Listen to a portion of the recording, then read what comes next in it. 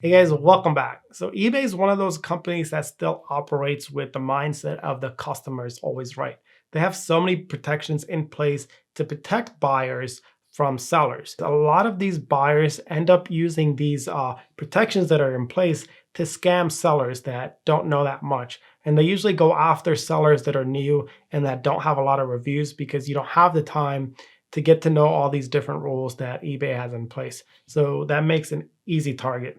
So in this video, I'm going to cover 5 of the most common scams that buyers are going to try to pull on new sellers.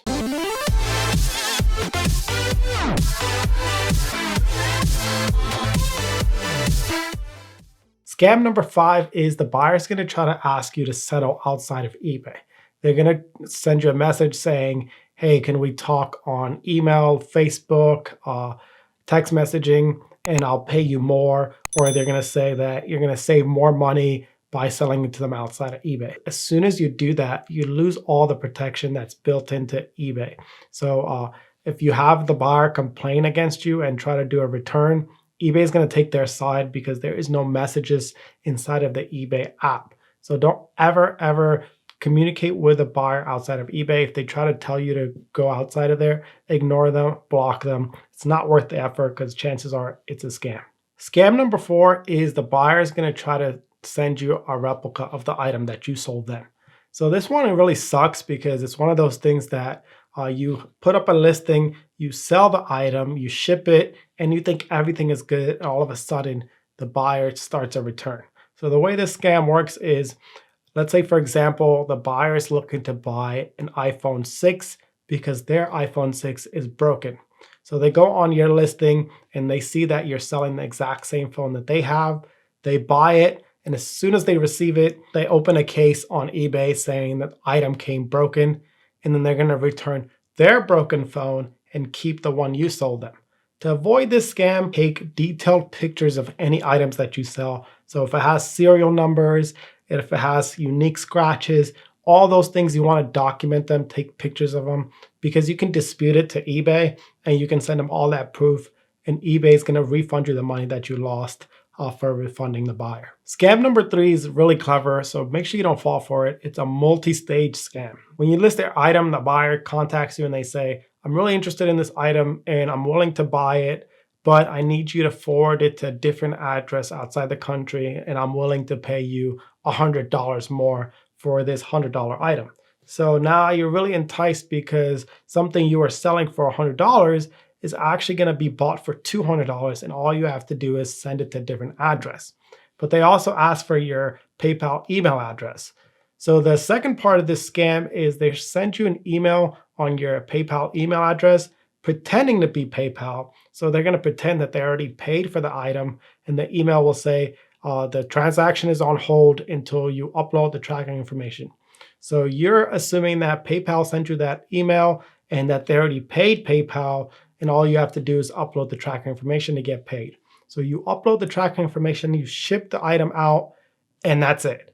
That wasn't a real PayPal email, and you're out of money and you're out of product, and you'll never see that person again. So just make sure you never give anybody your PayPal email address. And if somebody's asking to buy your item for more than it's worth, 99% of the time, it's a scam. Scam number 2 is also one of those clever scams that you might not see coming, and that's called item not received scam. When you're selling anything using PayPal, you're covered by something called PayPal seller protection. For this protection to be effective, you have to have a confirmation of delivery. And this works in 2 ways. If your item is worth less than $750, then it could just be a delivery confirmation. But if your item is worth more than $750, you also need a signature confirmation. And a lot of buyers that are experienced on eBay know this. So what they do is they buy something from you that's worth more than $750, and you mistakenly send the item with no signature confirmation. And they go back on PayPal and they file item not received.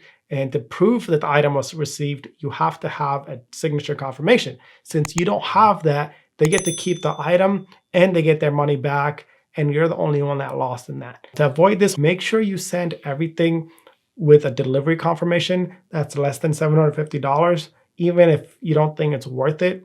In the long run, it is because you have that protection. If you're selling anything that's worth more than $750, make sure you send it using that signature confirmation. That way the buyer has to sign for it before they even confirm it as delivered. The number one scam is when a buyer claims that you shipped an empty box. And this happens a lot more than you would think. This has happened to me and I fell for it because I didn't know any better back then. But the way this works is you ship the item as regular, they receive it and you think everything went well, but they open up a ticket on eBay saying that you shipped up an empty box. And then you have to accept that return. If a buyer opens an item not as described return, then automatically eBay forces you to accept that return and they're just gonna send you an empty box back. There's a couple things you could do to avoid this.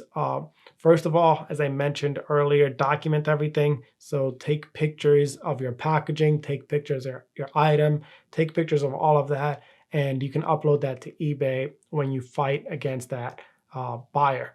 But if all of that fails, there is a last resort that you can do, and that's filing a police report.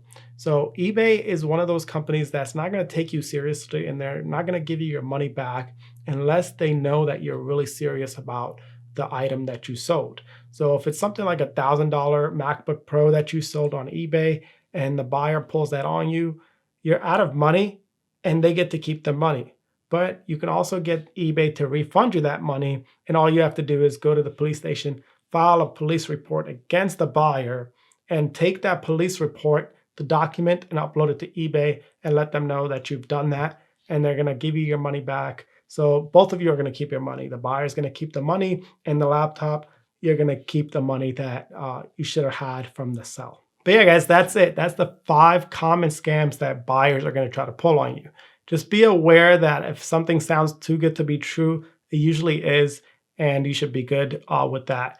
But there's also a lot of other scams. So if you guys want a follow-up video on the rest of the scams, let me know. I'll be more than happy to make that. And if you guys enjoyed this video, as always, it really helps out this channel if you hit that thumbs up button. And also, if you haven't already done so, consider subscribing to this channel if you find this content and content like this useful. Thanks, guys. See you guys next week.